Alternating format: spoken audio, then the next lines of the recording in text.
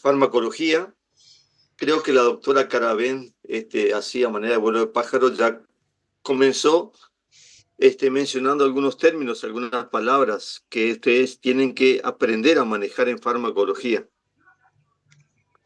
Ella comenzó mencionando el concepto de fármaco, también mencionó algunos conceptos de eficacia, de efectividad. Entonces son conceptos que de a poco ustedes tienen que ir incorporando para saber la diferencia o diferenciar bien cuando hablamos de eficacia de un medicamento, cuando hablamos de efectividad, cuando hablamos de eficiencia y cuando hablamos de seguridad. Pero en principio me quería aprender el primer término, que es fármaco.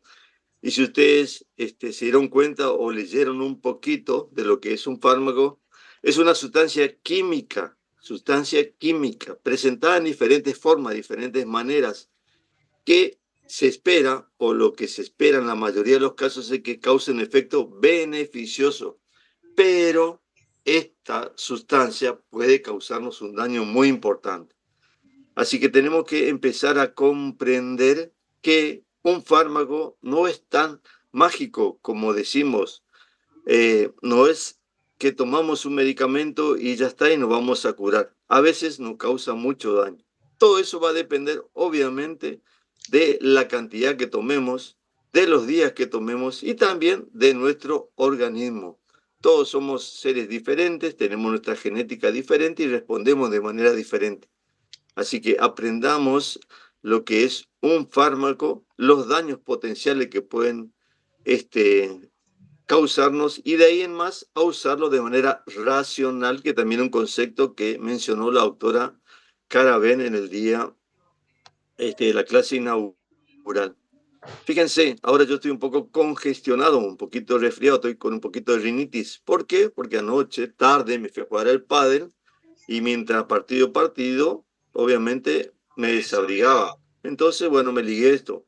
Algunos ya en esta situación, tomate un antihistamínico, ¿sí? Tomate un descongestivo, algún analgésico por las dudas, ¿sí?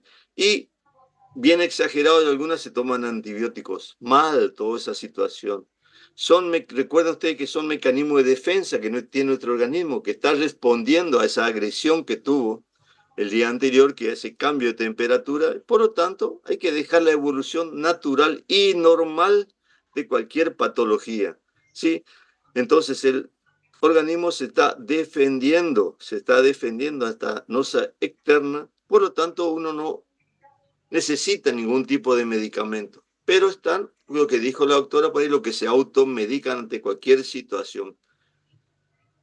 Está mal, muy mal, y aprendamos eso, no solamente para nosotros mismos, sino también por el hecho de que a la hora de prescribir a veces causamos más daño que beneficio.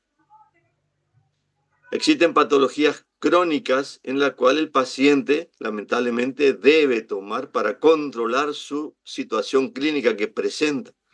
En ese caso, ni se discute que debe tomarlo, porque en la evolución natural de esa enfermedad, si no llega a tomar su medicamento para controlar, ya sea su presión, su azúcar o cualquier otra situación clínica, puede causar obviamente la muerte. Entonces, ahí sí no queda ninguna duda.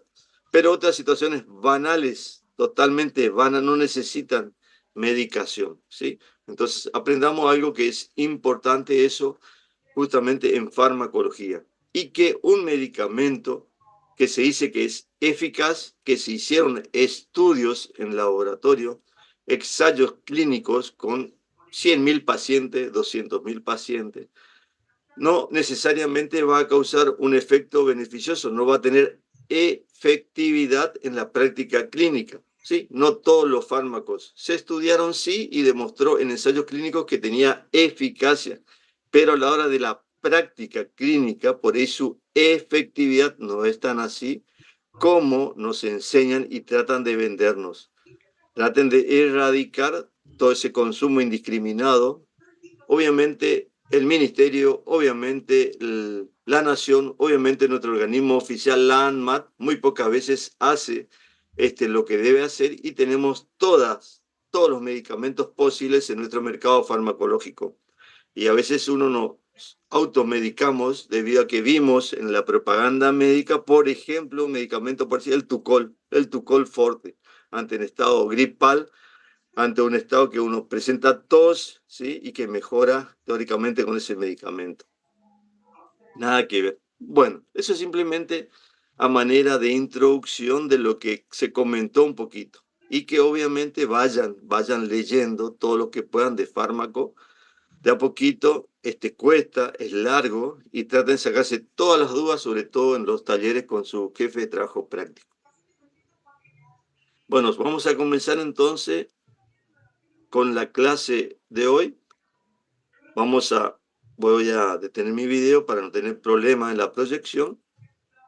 Y vamos a compartir pantalla y vamos a hablar de farmacocinética e interacciones farmacológicas. Ustedes me dicen si se ve bien o no la imagen. Sí, profesor.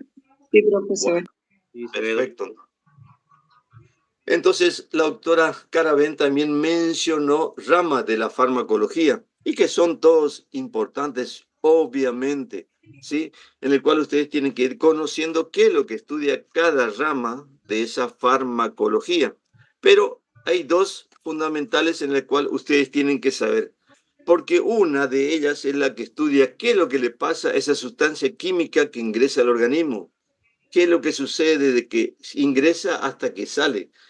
Y otra es la que estudia lo que puede pasar a nuestro organismo, los efectos que nos puede causar.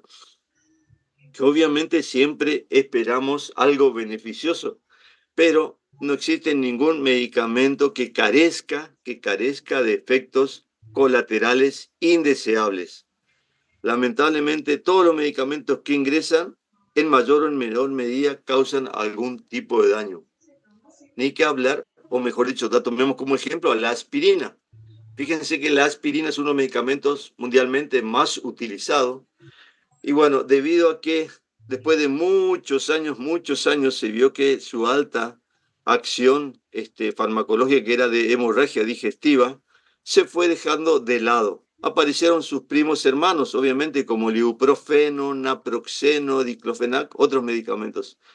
Entonces, a la aspirina prácticamente hoy en día son difíciles lo que toman para su efecto analgésico y antiinflamatorio. Se lo dejó y la Organización Mundial de la Salud lo dejó prácticamente para el uso exclusivo de prevención. ¿Prevención de qué? De infarto, prevención de accidente cerebrovascular, ¿sí? Porque se vio que puede evitar la formación de trombos, ¿sí? De trombosis.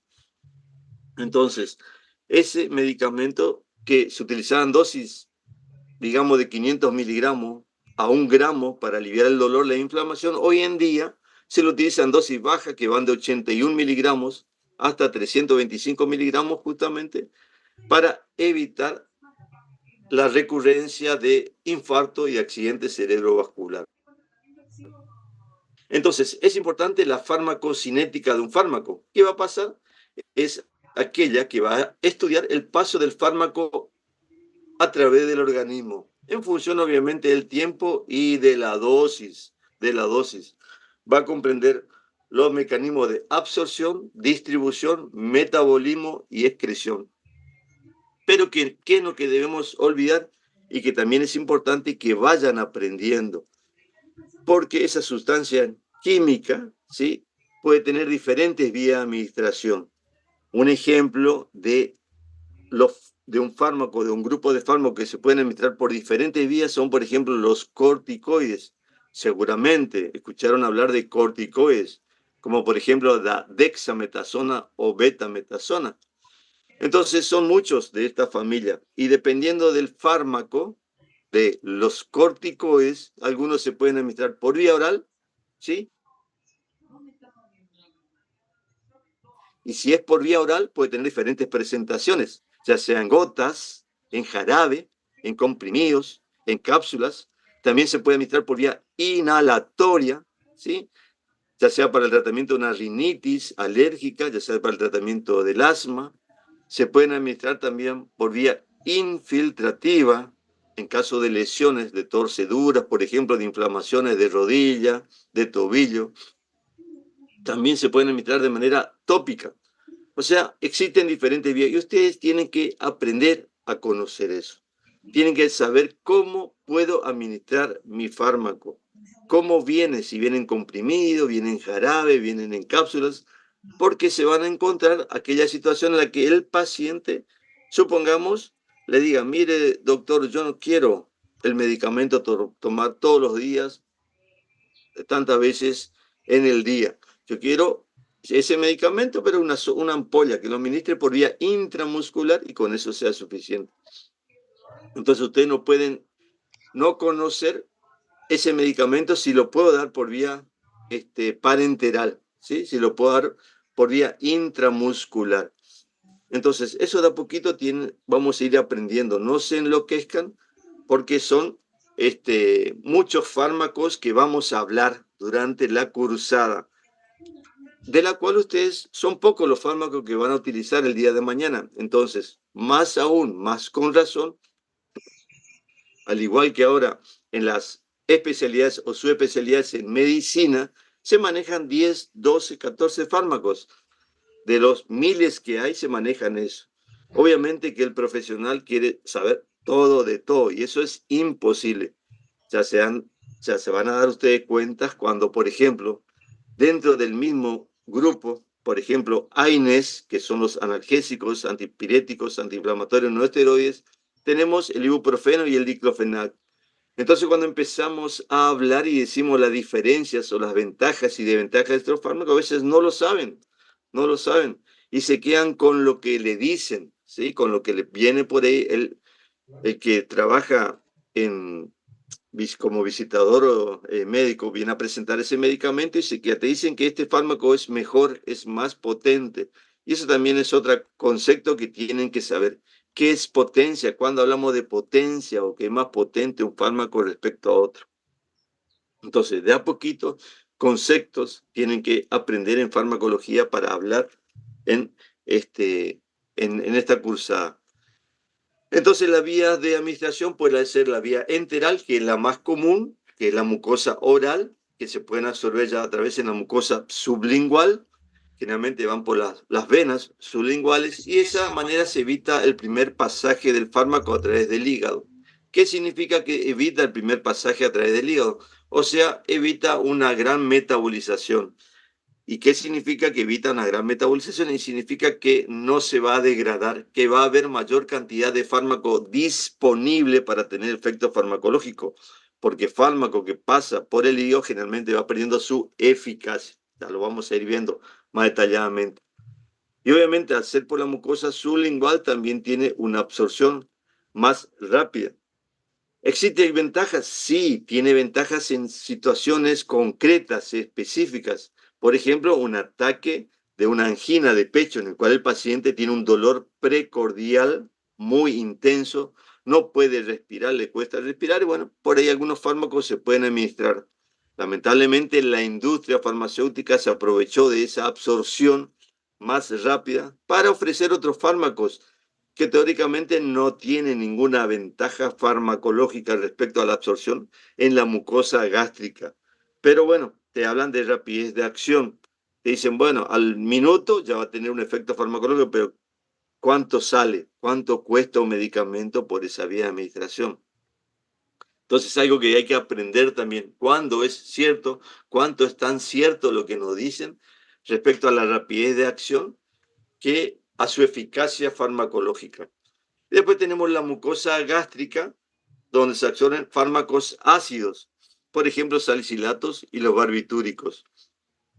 Eso también es otra cosa que van a ir leyendo de a poquito, yo no me voy a detener mucho, que los fármacos, que yo le dije que son sustancias químicas, se pueden comportar de dos maneras, como fármacos ácidos débiles o bases débiles.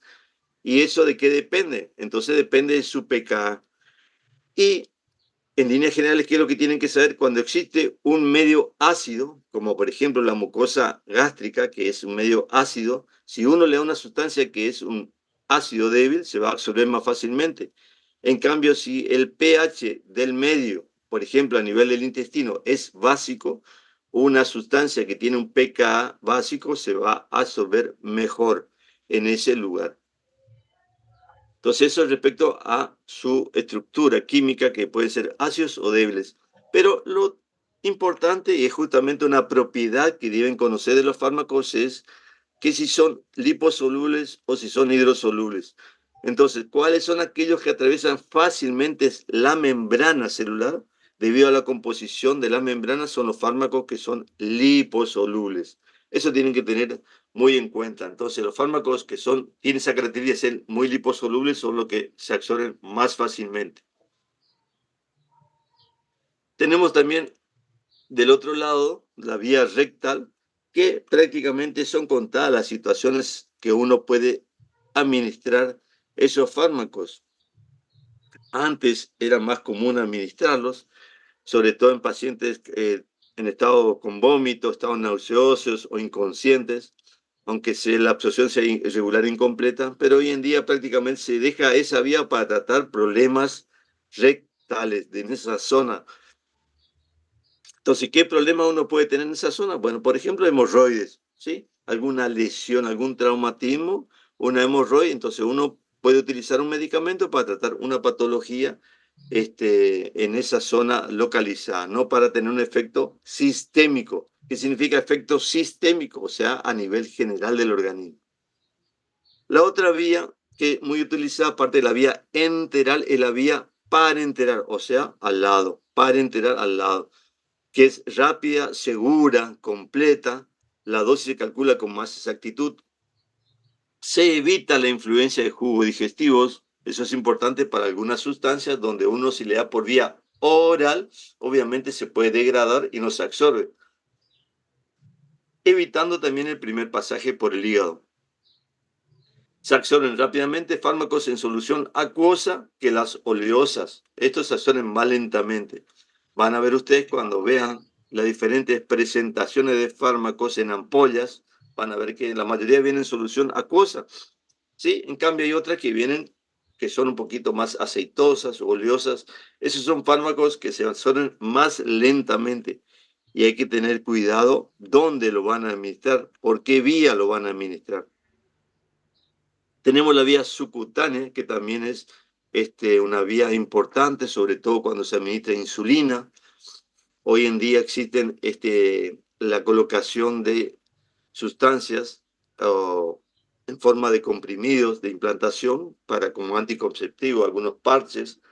Vía intravenosa, recuerden ustedes que la vía intravenosa generalmente se utilizan sustancias irritantes y soluciones hipertónicas y lo deben dejar fundamentalmente para situaciones de urgencia, ¿sí? De gravedad. Generalmente a un paciente cuando se lo interna se utiliza esa vía, se hace esa vía y bueno, ahí se le van pasando diferentes sustancias. Y obviamente nunca soluciones oleosas, porque eso va a causar una flebitis de la vena, un trombo y obviamente le pueden causar la muerte al paciente. Existen otras vías, intradérmica, transdérmica, que bueno, eso lo pueden ir leyendo, total. Esto va a estar colgado de a poquito y bueno, lo van a ir leyendo y ampliando el conocimiento. La vía inhalatoria, como yo le dije, existen corticoides que se pueden administrar por esta vía. Bueno, lo importante de la vía inhalatoria es justamente que se utiliza esta vía para tratar patologías que afectan a esta vía, como por ejemplo el asma bronquial, la rinitis alérgica. Ahí tenemos dos fármacos para ir conociendo algunos y repitiendo, salbutamol y beclometasona, por ejemplo, que se pueden administrar por esta vía. La vía tópica, recuerden ustedes que no es lo mismo una piel intacta que una piel que tiene algún tipo de solución de continuidad. Generalmente la piel intacta, muy pocas sustancias atraviesan, ¿sí? La piel intacta.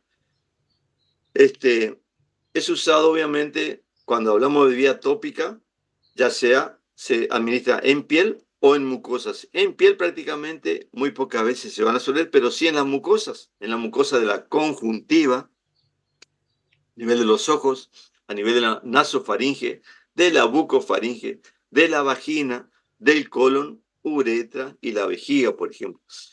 Y ahí tienen que recordar que muchas veces cuando uno administra de manera tópica, pero en las mucosas pueden tener un efecto sistémico, algo que es común y que se vio, por ejemplo, en aquellos pacientes que se aplican gotas a nivel de la nasofaringe por X motivo y que van a causar van a causar una compresión de los vasos sanguíneos, puede causar aumento de la presión arterial. Lo mismo aquellos que se administran, por ejemplo, a nivel de la conjuntiva. O sea, uno está colocando una gotita a nivel del ojo, pero puede tener un efecto sistémico importante. Entonces hay que tener en cuenta también cuánto tiempo voy a tratar de esa manera esa lesión al paciente. Entonces, esos medicamentos que se administran por esa vía pueden causar efectos tóxicos a nivel sistémico. Tenemos factores que van a influir en la absorción, sobre todo en la vía tópica.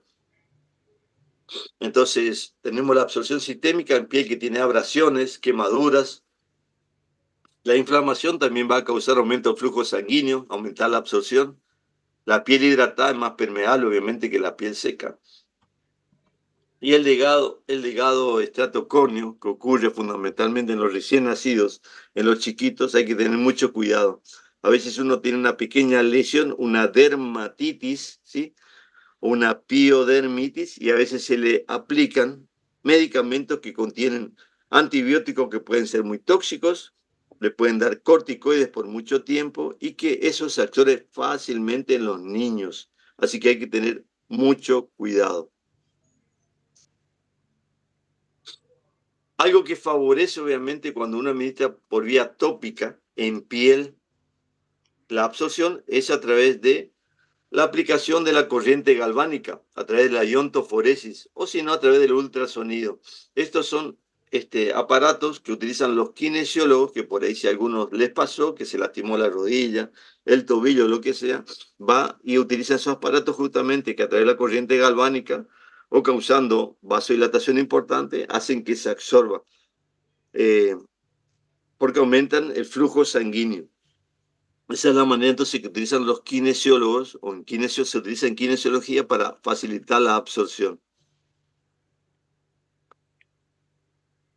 Y después tenemos mecanismos de absorción. Esto después lo van a leer perfectamente ustedes para saber diferenciar cuál es la absorción pasiva, la absorción activa, difusión facilitada, pinocitosis. Son las diferentes formas en las cuales un fármaco se va a absorber. En línea general, la absorción pasiva se absorbe dependiendo de la concentración. A mayor concentración, mayor absorción. O sea, tienen que atravesar una barrera semipermeable en el cual se va absorbiendo lentamente y va pasando simplemente por su concentración. Muchísimos fármacos lo hacen de manera. Y otra es el transporte activo, absorción activa, donde hay gasto de energía y necesita a veces de un transportador. Y eso tiene que hacer la diferencia porque es saturable. Entonces, por más que aumentemos la dosis de ese medicamento que se absorbe por transporte activo, es en vano, no sirve para nada. ¿Por qué? Porque es saturable y por lo tanto no se va a absorber el exceso por ahí de medicamento que nosotros estamos dando. La absorción pasiva se sigue, por ejemplo, por la ley de Fick, donde habla que un sustrato alcanza una concentración equivalente en ambos lados de una membrana. Cuando alcanza la concentración equivalente, se interrumpe su transporte. Pero también que es importante en este caso, que recordemos la absorción pasiva, es lo que yo le dije, el grado de liposolubilidad. ¿Sí? Entonces, ese factor que tienen que ser fármacos liposolubles hace que se absorban más fácilmente en las membranas. Otro punto que no quería pasar de largo es el pH. ¿Y por qué? Entonces, fisiológicamente nosotros tenemos un pH ácido a nivel gástrico. Ese pH es importante para que se absorban muchos nutrientes, para que se absorban muchas sustancias que realmente nos aportan vitaminas, por ejemplo. Entonces, ese pH se puede estar afectado por diferentes situaciones, pero sobre todo cuando tomamos un medicamento que inhibe la secreción del pH. Hoy en día se está utilizando un grupo de fármacos que son los inhibidores justamente de la bomba de protones, entonces, y que causan un pH 0. ¿Por qué? Porque el paciente tiene lo que llaman en líneas generales dispepsia, llaman acidez, ¿sí? Entonces tienen algo ahí en el estómago que no saben muy bien qué es, entonces toman estos fármacos inhibidores del pH. Y ese pH es importante para que se absorban los fármacos. Entonces, al inhibir justamente el pH van a causar que los fármacos no se absorban. Así que hay que tener mucho cuidado con ese tipo de fármacos. Entonces, ¿es importante el pH del ácido? Sí, es importante, ya sea para los ácidos débiles o las bases débiles. Y recuerden ustedes, como yo le dije, en la mucosa gástrica generalmente tiene un pH ácido, que va de 1.4 a 2.0, y a nivel gastrointestinal tiene un pH más bien básico. Eso es como regla general en farmacología. Pero lo importante que quiero que les recuerde es la importancia que tiene el pH en el organismo. Bueno, estos son otros mecanismos, como yo le dije, de absorción, que no hace falta que nos detengamos. Y obviamente lo otro, que era lo que yo les dije, en líneas generales, factores que van a modificar la absorción. Le hablé de solubilidad, le hablé de la concentración del fármaco, pero también existe lo que se llama cinética y solución de la forma farmacéutica. Vieron que ahora existen medicamentos que dicen, es un comprimido recubierto. Bueno, eso es a veces porque quieren que el fármaco dure más tiempo. Que generalmente un fármaco duraba 8 horas, quieren que dure 12 horas, quieren que dure 24 horas. Entonces, generan una sustancia química recubierta de una sustancia para que se vaya disolviendo lentamente, lentamente, y dure más tiempo, 24 horas, por ejemplo, a nivel del plasma. Pero ¿qué pasa? Hay algo que por ahí se olvidan y que existe, que es algo fisiológico, y es la velocidad del intestino normal. Existen personas que tienen un acelerado peristaltismo y otro que tiene una disminución del peristaltismo por sí. Y después existen patologías que pueden causar una disminución, justamente es el peristaltismo, y otro que pueden causar un aumento. Entonces, no a cualquiera le podemos dar el mismo medicamento. Siempre es importante conocer bien al paciente a quien le vamos a prescribir. No es solamente decir, este fármaco fue bien estudiado y se sabe perfectamente que causa un efecto maravilloso. Bueno, ¿y tu paciente qué? ¿Qué sabe de tu paciente? Sí que se llama Florencia, tiene 25 años y nada más. No sé si soy claro con eso. Otro punto importante es, por ejemplo, la circulación. Obviamente, cuando existe mayor circulación, a haber mayor absorción. Mayor superficie de absorción, mayor absorción, como por ejemplo la mucosa gastrointestinal, la mucosa respiratoria. Y como le mencioné en un principio, la vía de administración, donde la vía de administración más rápida a veces es la vía endovenosa, ¿sí? La que se utiliza para urgencia y que situaciones que el paciente tiene que salir rápidamente de ese estado que le puede llegar a causar la muerte. Después de la absorción, ¿qué pasa? No es que el fármaco va y causa su efecto farmacológico. Se transporta en plasma. ¿Cómo se transporta en plasma? Unido a proteínas plasmáticas. Entonces acá lo mismo tenemos los principios que dijimos, ácidos débiles y bases débiles. Los ácidos débiles se van a unir en líneas generales a las albúminas y las bases débiles a la glucoproteína ácida alfa 1. Importante es saber que lo que se unen, el fármaco, que se une a las proteínas plasmáticas, fármaco ligado, ¿sí? No va a tener acción farmacológica, no va a atravesar la membrana celular, no va a tener un efecto. En cambio, sí, el fármaco que está libre, ese es el que va a tener el efecto farmacológico que uno está buscando. Siempre existe una relación entre el fármaco libre y el fármaco ligado. A medida que el fármaco libre va ingresando a la membrana celular, el fármaco que está ligado a la proteína plasmática, se va desligando. Existen también lugares para algunos fármacos que son depósitos de fármacos.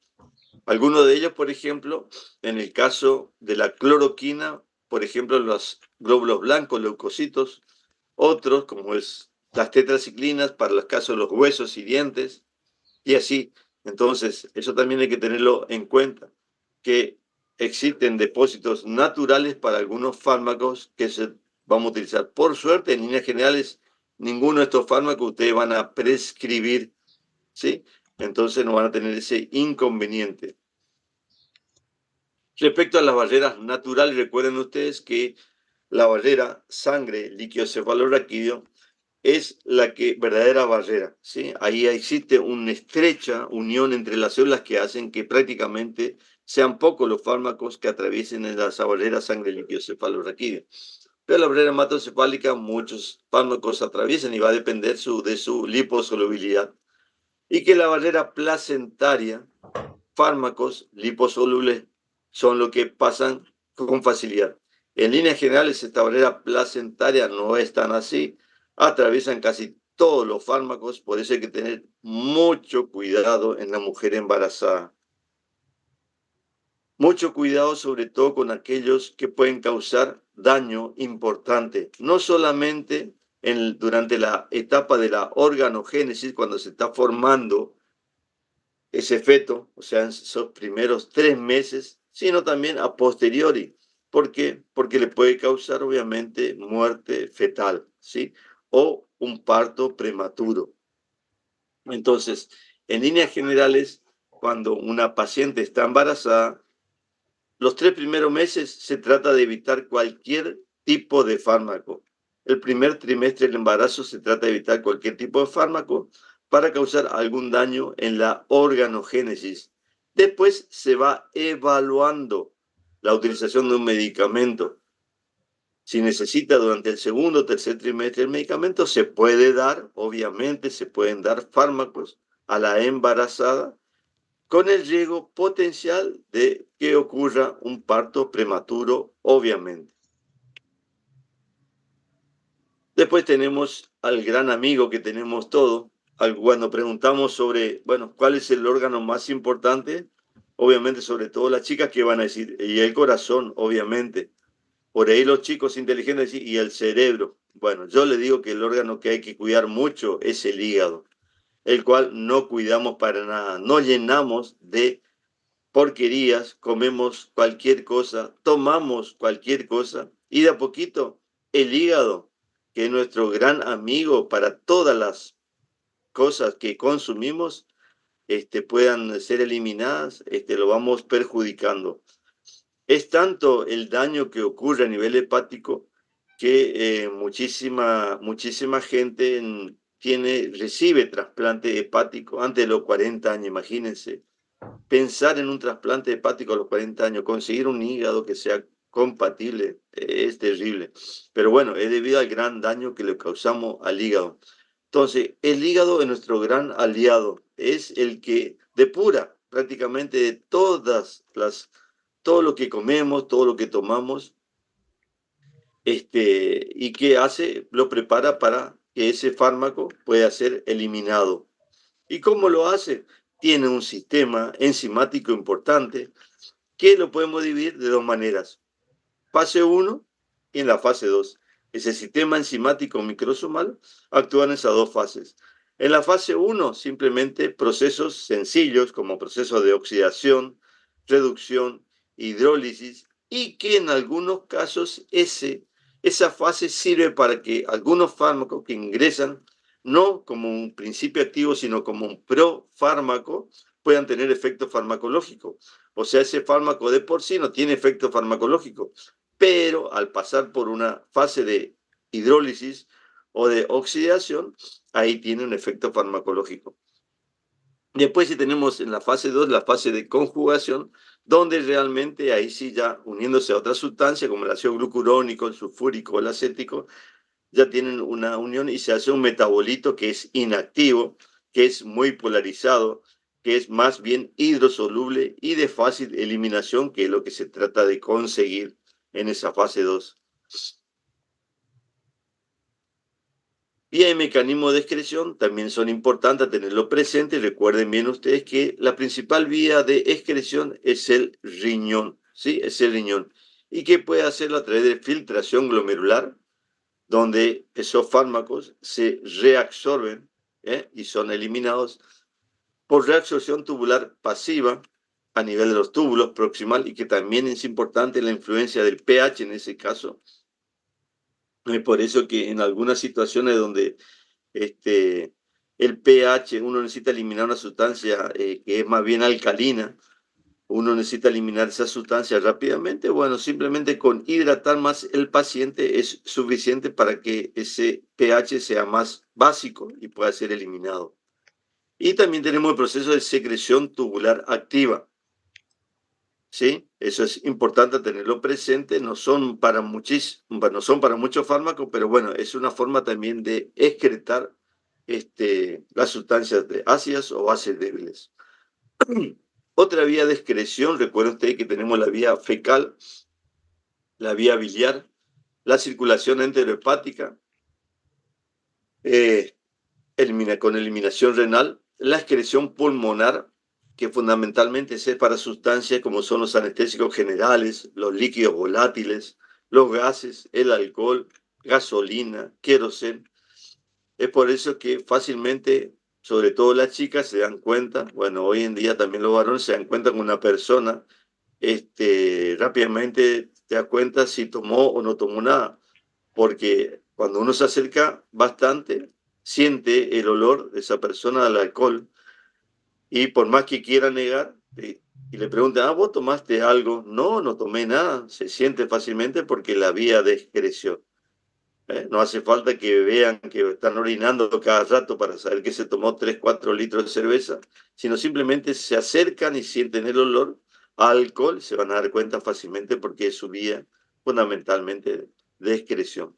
También la saliva es importante, el sudor, lágrimas, pelos, también es importante. Y la excreción láctea, recuerden también ustedes que es importante, al igual que yo le dije de la barrera placentaria, que es una verdadera barrera, y hay que tener muchísimo cuidado con algunos medicamentos dependiendo de qué trimestre le van a dar ese medicamento.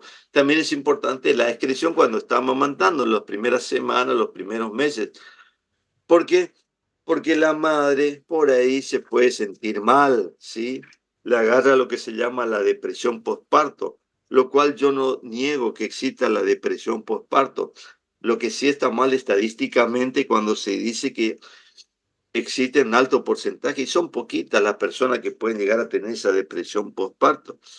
Lo que pasa hoy en día es que nadie quiere atender a esa criatura, ¿sí? Se encuentran con algo ajeno, extraño, ahí que llora todo el día y que obviamente hace lo que tiene que hacer, que es defecar, y obviamente cuando se está alimentando sobre todo y tiene más olor, y obviamente nadie le quiere limpiar, limpiarle vos, no limpiarle vos, que vengan los abuelos y que le limpien a la criatura.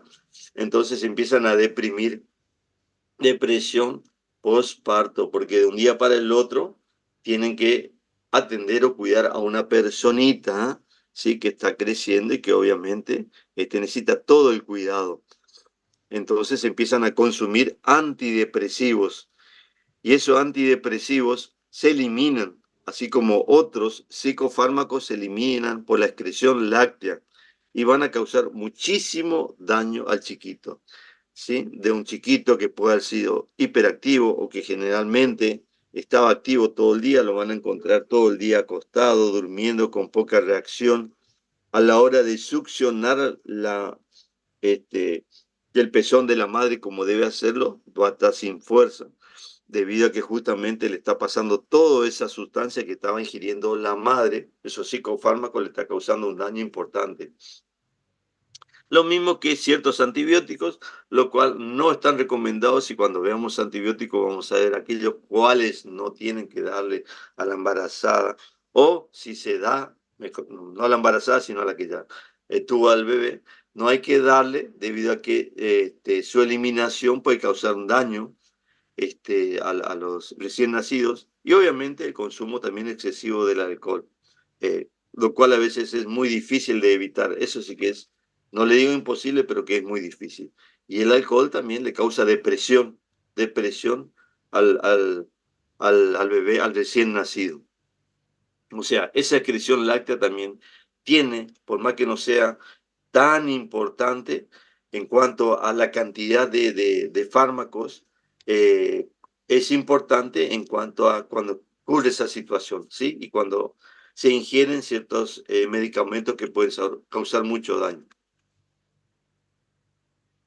También es importante, como le dije, respecto al pH en la eliminación urinaria de los fármacos, ¿sí? Recuerde usted que el fármaco polarizado es el fármaco que está ionizado, ¿tá?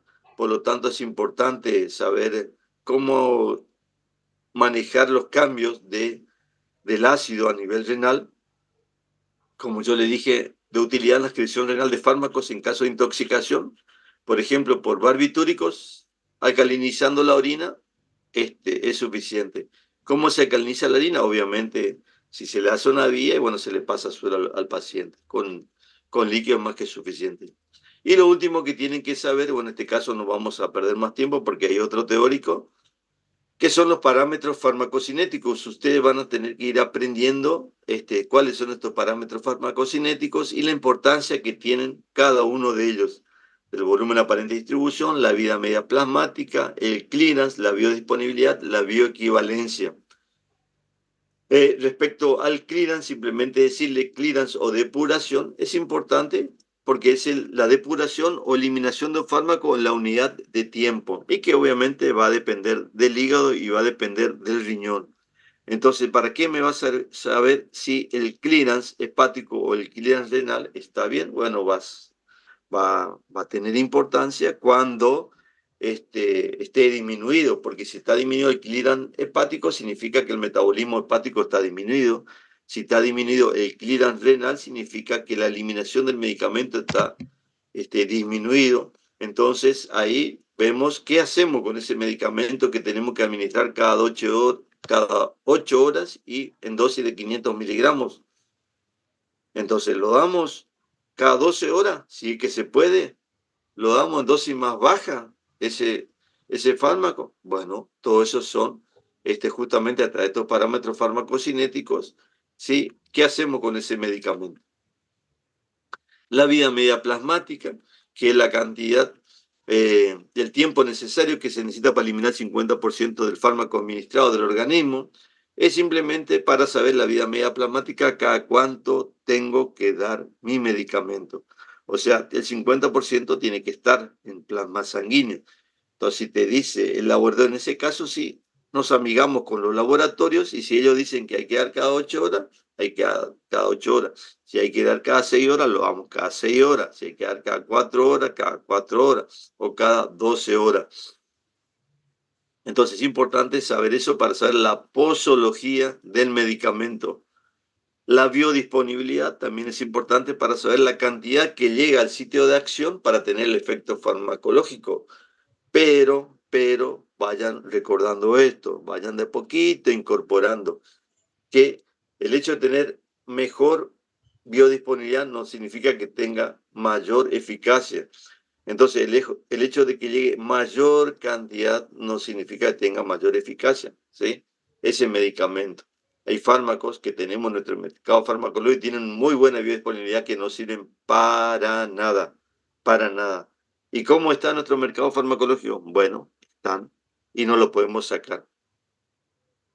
Esto de bioequivalencia o equivalente farmacéutico ya lo dijo la doctora Caraven, así que no lo voy a repetir más, pero recuerden ustedes que siempre deben tener prácticamente la misma cantidad de fármaco, la misma concentración y la misma forma farmacéutica. Es lo que nosotros llamamos como medicamento genérico y no, son equivalentes farmacéuticos, no son medicamentos genéricos, pero que nosotros lo llamamos así acá en Argentina. Son equivalentes farmacéuticos. Y esos equivalentes farmacéuticos obviamente son de diferentes laboratorios.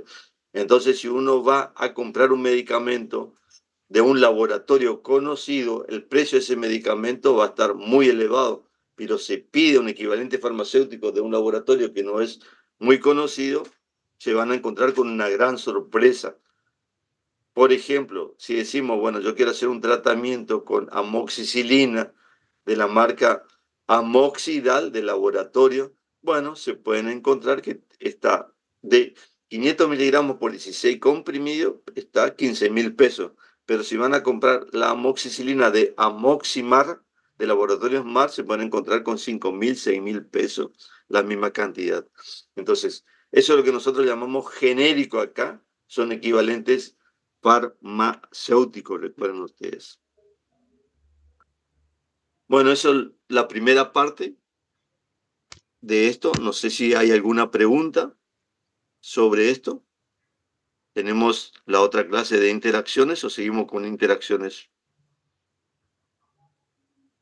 Ustedes me dicen. Profe, ¿de qué libro nos recomienda leer todos estos temas? Miren, existen muchos libros en farmacología, pero uno que es accesible, que realmente es amigable, que no lo rechazan, porque lo primero que ustedes hacen es rechazar cuando agarran un libro de farmacología, es el Velázquez. Así que traten de tener como referencia siempre el Velázquez en primera instancia. Gracias. Y hay en biblioteca, así que hay en biblioteca por suerte.